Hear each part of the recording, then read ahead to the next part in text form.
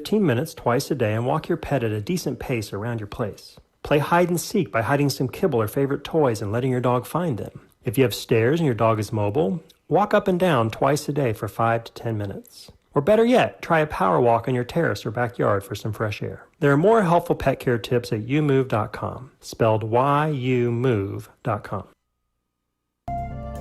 Hi, this is JP from Penn Flooring here in Ocala. I would like to invite you to come in and visit our spacious showroom where we have solutions for every style and budget. From wall-to-wall carpet to hardwood floors and tiles, we have an unsurpassed selection of flooring. At Penn Flooring, we've provided quality customer service with a family touch for over 25 years. Visit our website at pennflooring.com or come by our showroom, 1201 Southwest 17th Street, just over the bridge. Penn Flooring, quality customer service with a family touch. Are you or your loved one being released from a hospital and wondering how you'll manage? Inform your physician that you want to go to Palm Garden of Ocala at 2700 Southwest 34th Street for your rehabilitation. Palm Garden provides pain management, post-discharge follow-up, diabetic care, psychosocial support, and so much more. Plus, they even offer outpatient rehab. This award-winning care facility has a team of licensed professionals dedicated to enhancing your independence. Call 352-854-6262 today.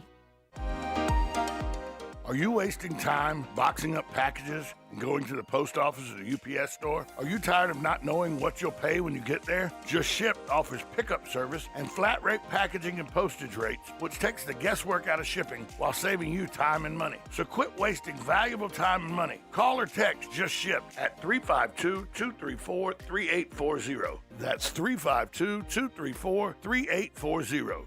Just Shipped. The Ocala Golf Club, one of Ocala's premier golf courses, from its pristine 18-hole course layout to its amazing pro shop. Jason Linhart and the staff at Ocala Golf offer everything that you need for your golf outing. That's the Ocala Golf Club. Experience country club style golf at municipal prices. You won't go wrong with the Ocala Golf Club. Call them for a tee time today, 352-401-6917.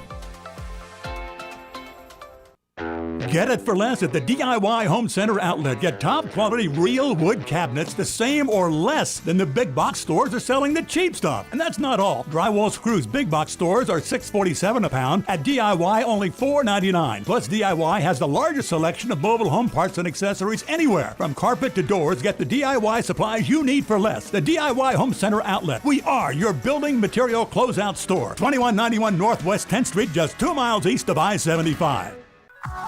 Luby Bat Conservancy is excited to welcome everyone back to our 17th annual Florida Bat Festival held Saturday, October 23rd, 10 to 5. Bat Fest is a local family-friendly event held at Luby, where guests can enjoy games and activities in the kids zone, local artisans, food trucks, live music, craft beer from local breweries, and of course, the world's largest bats. Highlights include baby bats born this year and the grand opening of the new Education Center. For more information, visit the Luby Facebook page or www.luby.org/Batfest.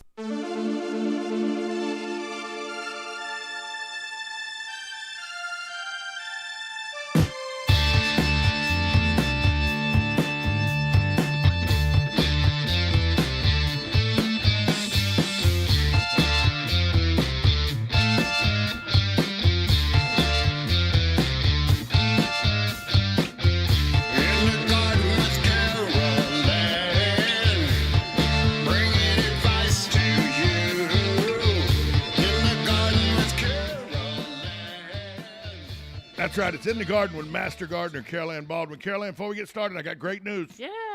622-9622.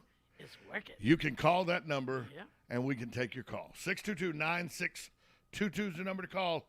If you want to be part of the program, we just got it back up and running. 622-9622 is the number to call if you want to talk to Master Gardener Carol Ann Baldwin. That's me. So we were talking about mosquitoes because it's getting, with the season. But something that a lot of people don't realize is it dries out. Yeah. We get, because it's year round. Right. Unlike the north where it freezes, bugs right. die, and everything. just knocks them down. Right. Right now, if we weren't on top of it, we would have a bad flea problem because we live on top of sand here in this area. Right, of Florida. right. And when it's we very get sandy, we have and when it's mosquito dry, season and dry season. when it's wet, you deal with mosquitoes. When it's dry, you deal with fleas. Right. And in my neighborhood right now, I have no less than 4 neighbors that have told me that they're in the middle of a flea infestation they're battling. Wow. Now, I don't have that problem. I spray my yard 3 times a year with the hose and flea stuff, deterrent. and you Plus treat my your pets. dogs are Right. all on flea preventatives. Then a flea gets on them, it bites them, it dies. You know? Right. So, yep. but a lot of people don't think about the things that can be in your yard when it dries out. Yeah. And one of them is fleas explode in a dry, sandy yard.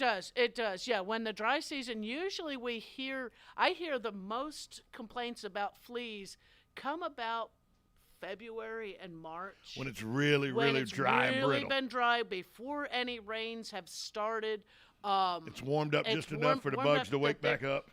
And the thing is when we have an issue like that, is that you have to go about it with a 3-prong approach.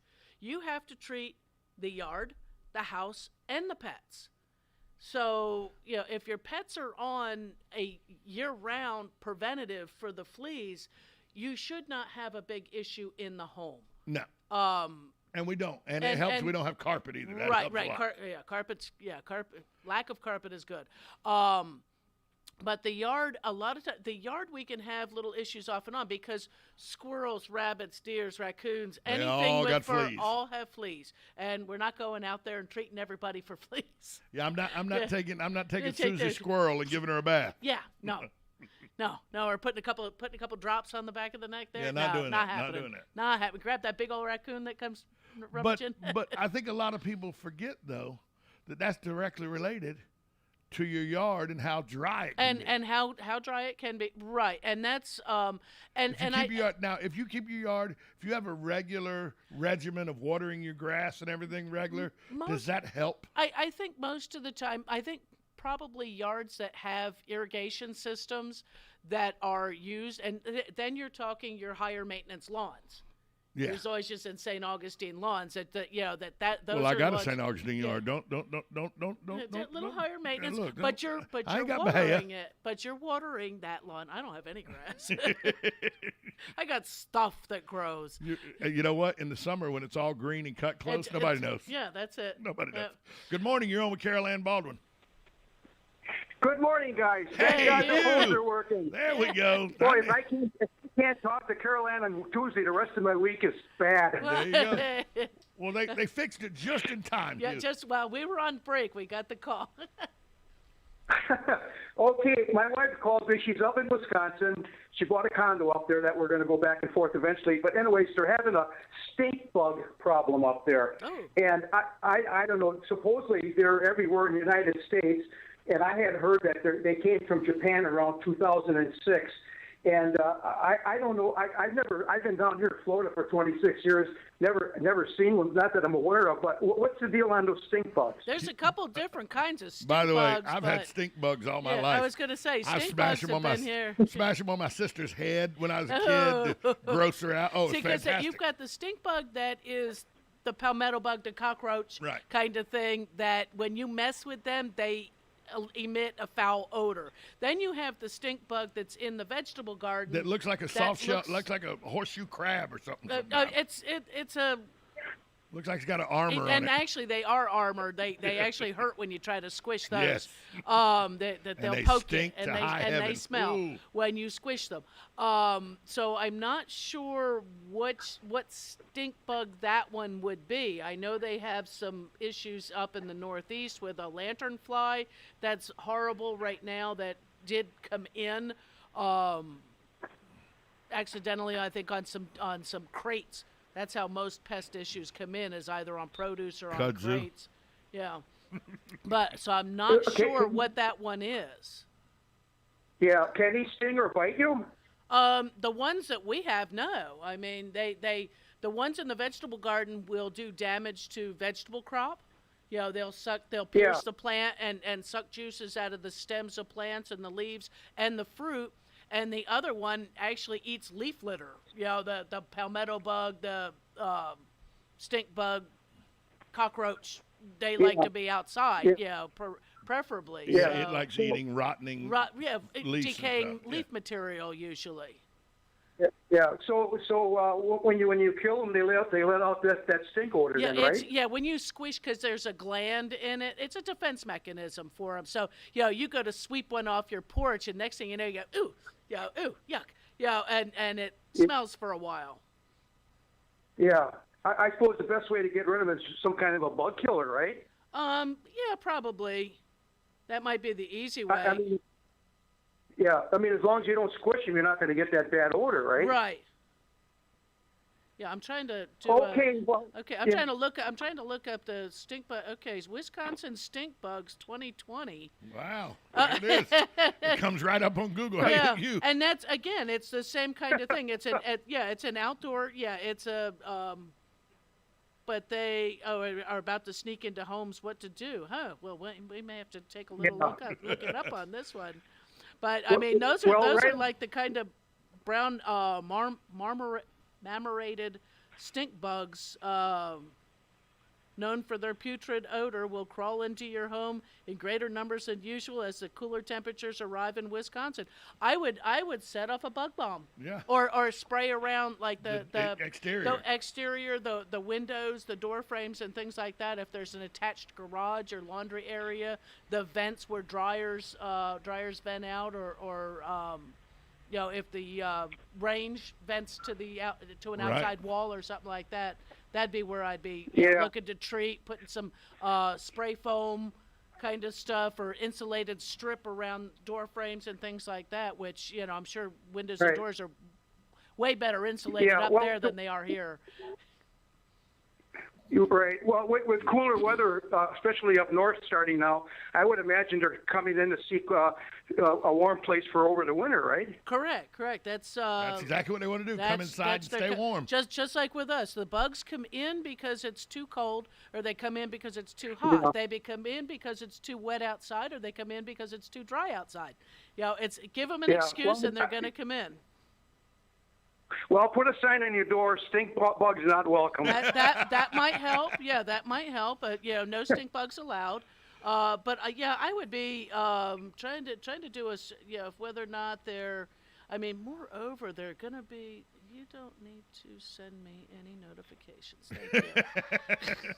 I don't need notifications about what's happening in Greenfield. So leave it up to Hugh to tell us about a stink bug problem in Wisconsin. Problem that's in Wisconsin, and I'm just trying to see whether or not they're scared jet control tips. Here you go. Arm yourself with weather stripping, caulking, and tape. Make sure your home is a fortress. Seal up gaps. I think I just said that. Said all that. Find them inside the home. Gently sweep them into a bucket. Fill it with a couple inches of soapy water. You can vacuum them. Last resort. I wouldn't vacuum them. No. Yeah. No, not. Yeah. I don't want that in a Roomba. And that's what they actually says. Trigger stink bugs' notorious odor and make your vacuum cleaner smell nasty. Thanks for the call, Hugh. Yeah, poison will kill them quickly. Thank you. Yep. They do say, if you go around, you can probably spray them. You see one, you spray it with the roach spray. But the whole thing is it's going to spray. It's going to stink too when you spray them. So your best thing would be to try to, sweep it up, drown it, that kind of stuff.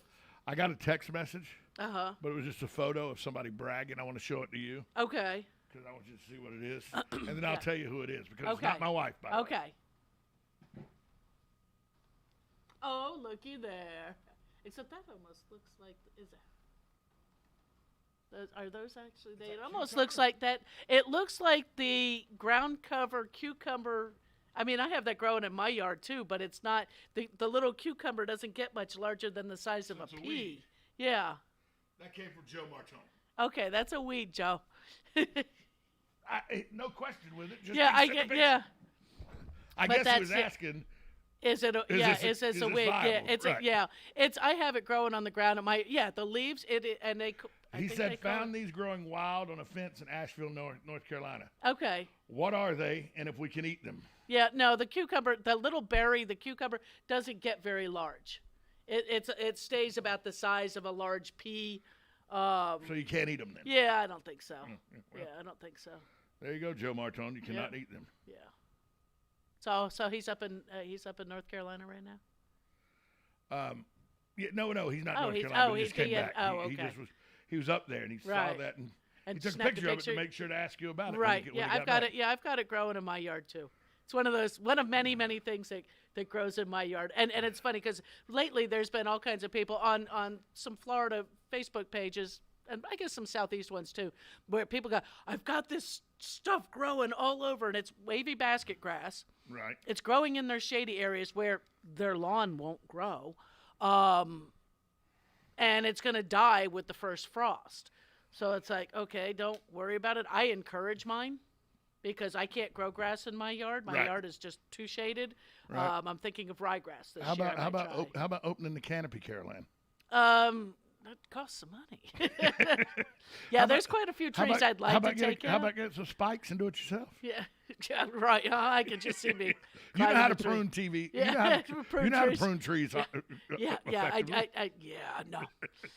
Not for me. I will hire a professional, and I recommend that for anyone. And I've seen them recently, and we saw them all over Florida. I'm at Georgia, and I know what we called them there. But somebody asked me the other day, they said, I have these things growing wild in my backyard. They're coming out of the field next to my house. Okay. And they look like baby watermelons, but when you crack them open, they're sour. Oh. They were citronella, or not citronella. Oh, they're, we didn't call them citronella, but it was something like that. The leaves have got spikes on them. Yeah, and they look like little bitty watermelons. Yeah, and but they're very, very invasive. Yeah. Yeah, they are they are an invasive. It's not tropical soda apple. Is it soda apple? Yeah, it's a tropical soda. Let me double check. I don't know why I want to say citrella or citronella or something like that. Let me Google my tropical soda apple. I can get rid of the Wisconsin stink bugs. The Wisconsin. That. Hey, we didn't know it was a thing. You Google it, and there it was. Yeah, right it was. It was. I was surprised that it was an issue up there, but that they're coming into the homes, and of course, this building has not real good signal coming in. Yeah. Oh, there we go. Yeah. Here we go. This one? Yeah, that one. Yeah, tropical soda apple. Yeah, we kill them with a vengeance.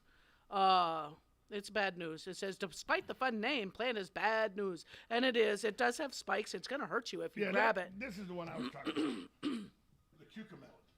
Oh, okay. We had those. They're native to Mexico, but we had them growing all over wild in fields that we'd have to hair under. Oh. To put tobacco in and everything. Right. And they're an invasive species, so we don't know how they got there. But it just, again. The guy sent a picture to me and goes, I got these little watermelons growing that came from the field next door. They're not little watermelons. They're weeds in there. Right. And they have no value whatsoever. No. Right. To say, yeah. And but the tropical soda apple we do have here, and they're vicious. The plant itself is thorny. There's a lot of invasive species. How they came in, hard to say. Some of them may have been brought as an attempt at erosion control. Kudzu. Fodder was a thought. Wow. Kogan grass was one. Kudzu was brought directly from Japan. Yes. To try to stop erosion. Right, and it stops erosion. It stops erosion. It stops everything. And nothing consumes it except pigs. Hogs. Hogs will eat the roots, but I don't think they eat the top of it. No, hogs won't eat the top of it. They get out the root. Right. So you still got to come and mow the thing. Right. But they eat the bulb out of the ground, which never grows again. Right. So if you happen to be able to bush hog it, then you get the the hogs out there to root it up. I cleared 11.5 acres on the side of a mountain. Yeah. And it endeared me to the mountain people that didn't know me because I wasn't from around there. Yep. And being from around there means something. It does. It means a whole lot when you're in very, very small communities like that. As fall comes, and we say fall, and we don't mean it tongue in cheek. We really have fall here. We're in fall. Our fall. We have our fall here. But the plants that you need to get prepared, this is the time that you start looking at maybe building the cage that you're going to put over the plants what that are need you, the blanket. What are you going to use? What plants do you have in your landscape that might need protection during? Because you don't want to put the blanket on the leaves. No, you don't want your frost blanket. And we use fabric. We don't use plastic. Anybody new to the area, we do not go out there and go get that sheet of painter's plastic or the blue tarp. No. Those will kill your plants faster than the frost will. And I remember as a kid, people would build out of 2x2s. Teepees, They would build these things, and they would staple the plastic to it, and then put the light bulbs inside of it. And that's fine. That's still that's good. fine because it's not laying on it. You can make a little greenhouse Right. over. I've even seen people use their easy up canopies that you take to the beach or the football game kind of thing, and set that up and wrap that over top of large planting areas. And if you have clear plastic around there, at least they would get light. If you're just covering it with, say, the shade or the dark plastic. The dark plastic, you're going to have to open that up on those a ladies daily basis. I told you about the ladies that had the yard full of lilies. They would always give me the bulbs and everything. Yes. They were always out, the two sisters that were sipping on moonshine. I was going to say on the recipe. Yeah, exactly. They were like the two ladies from the Waltons. They were exactly like those two ladies from the Waltons. And I would go talk to them and everything. Every year about this time was when they would start rolling out their framework. And they right, would because put they their had whole a yard, lot of their whole yard would end up, their whole front yard would end up being covered in framework and plastic, with lights. Mm-hmm. And I was like, "What? Keep our plants warm, son. They don't need to die." Yeah. And that's and a lot of I mean, you look around just downtown Ocala, you see all the sheets come out of the closets, covered up. But it is best that they don't lay on the plants, and your hollies, your roses, they don't need to be covered. Perennials do need to go to sleep. What about the citrus tree? My citrus trees are a year and a half old now. Citrus trees, unless temperatures are going to get down there below 28 degrees and stay there, no damage is going to hurt. Be at 32 degrees. So this year I could just put the put your little pool noodle on there, and it's fine. Put your pool noodle around there, and again, I don't need to put a blanket or anything on those again. Not when the temperatures are that light frost, right? Or a frost, a light freeze. 32 degrees is not going to hurt. The leaves are going to die and fall off. Well, they shouldn't even die and fall off. I mean, they're hardier than you think. Well, last year the leaves died and fell off, but they were only 6 months old. They were 6 months old. Yeah. They were not well established, and we had a couple of hard freezes. Yes. It's the hard freeze that we worry the most about in the landscape. Light frosts and that are going to do a little tip damage to stuff. And we learned a valuable lesson with that. We learned a valuable lesson with that last year because the first hard freeze, I just put the sheets on top of the plants. Just right and over. They touched. And wherever it touched, it burnt all of them. Yes. It burnt all of them and killed them to where they were very brittle. And you had to prune them back. Had to snip that off. Right. And they're still to this day. There are 4 or 5 of those that nothing's growing on. Things have grown around them and everything. Right. So it's good. But you can look in there and still see those sticks that were burnt that aren't growing. So it's get use your spent palm fronds over small plants. You poke them in the ground. You got the chairs in the yard. Put them in between the bushes or whatever that you're going to cover, and it helps to drape and hold them up. There's all kinds of things. You don't have to get real fancy with it. You don't have to go out there and spend your fortune on lumber or My bamboo friend just takes sticks 2x2s and puts them in the ground. 2x2s, some PVC hoops maybe, if you want to get real, if you've got a large area of stuff. But realizing too, perennials they come back. They are meant to go to sleep in the wintertime. So if they get cold damage, it's one of those things that at that point we have to put on our blinders, leave them alone, let nature take its course until the following spring. When we start to put our cool season annuals, and I say when we start to, they're not here yet. Even if they are, I think it's going to 90. It's a little hot. 90 today. Yeah, it's a little hot for them yet. Nurseries send them into the garden centers. You don't necessarily have to buy them. Those plants are going to go through the winter pretty well. They might lose some bloom here and there, but the plants usually do fine for us. That's why we plant them at this time of year, is that they can tolerate those frosts, those light frosts and things like that. That, up north they plant them in early spring where they may still get a light frost.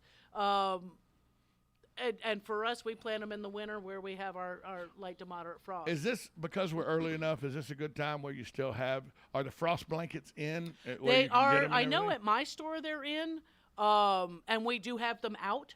We did bring down what we had left from last year. Because we prepared for hurricane season a couple months in advance. Right, and that was it. We had gotten a box in, we hadn't gotten it put away, and we had a couple customers asking for them, and it's like, well, okay, let's open this one up, and where are we going to put, what are we going to move, and put the frost blankets in its place. So frost blankets are there now. Seed racks are gone. Sorry, folks, they're gone for this year. Go online. You can still order stuff online sources. You can still order seed. I was on the Lowe's website 2 days ago, Sunday. You can still order seed from the Lowe's website right now. They may show it from the website. I don't know whether or not you can actually get it. Oh, okay. From the store. Well, I didn't try to order it. Go to your favorite seed sites. You can still order stuff. We're not ready to plant. The seed racks will come back in usually right after Christmas. Or right, last year we got lucky and we were able to put ours up right before Christmas because we'd sold out of so much Christmas stuff. So let me ask you this, because you brought up Christmas. Yeah. And I was in. Yeah, you have I was in there the other day, and there's Christmas everywhere. Oh yeah, well Halloween's almost sold out. Christmas everywhere. Yep. Okay.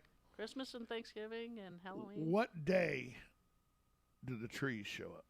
The Christmas trees yeah. show up they go on sale usually that weekend before Thanksgiving. Is because they show up that week before, but we usually. Can you get me a Scotch pine? Is that too much to ask? I don't think we get any Scotch. We get Frasier's. I know. Everybody gets Frazier now. But that's what's. And my favorite Christmas tree is a Scotch pine. I grew up all my life because my dad's from Wisconsin. There's online places that you can order live Christmas trees. Yeah, because you can't order Scotch pines here in Ocala. No, you can't get. Well, no, yeah, probably not. And any little pop-ups and everything, can't find them. My first job I ever had. I was 12 years old. Was on a tree farm, not a tree farm, a tree lot. Okay. Right outside of Nimnik Chevrolet on 44th and Pearl in Jacksonville. And my job was to bang the tree in the ground. Okay. To let them see. Because at 13 I was a big kid. Right. So I could handle, you were big. Yeah. So. No. Yeah. Our trucks will be coming. Scotch pines were all the rave then. Yeah. The once Halloween comes and goes, the tree tents and that will be setting up in the parking lots. You big Halloween dresser-upper? I used to be. I've been off from work the last 2 Halloween. I'll be off this year, too, because I was going to dress up last year. I went, wait a minute, I'm off. I'm DJing for the 3rd year in a row a costume party. So, yeah.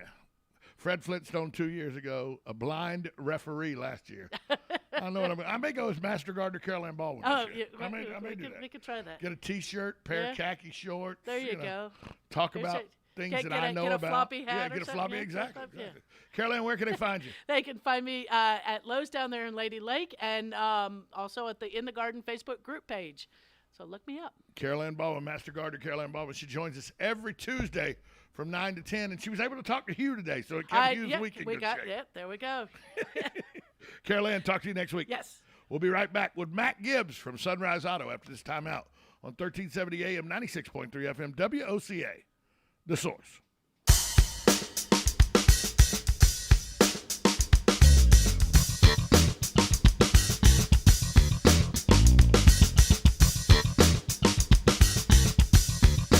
Broadcasting from the Ocala International Airport, this is WOCA AM, W242CA FM, Ocala, 1370 AM, 96.3 FM, The Source. USA Radio News with Lance Pry. The oil spill off the coast of California over the weekend near Huntington Beach, California, may have a culprit. Authorities in California are now looking at the possibility of a cargo ship's anchor ripping away the underwater pipeline, as a massive amount of cargo ships waiting to be offloaded in the area continue to buckle the supply chain in America. President Biden said on Monday the federal government could breach its $28.4 trillion debt limit in a historic defeat unless Republicans join Democrats in voting to raise it in the next 2 weeks. Quote,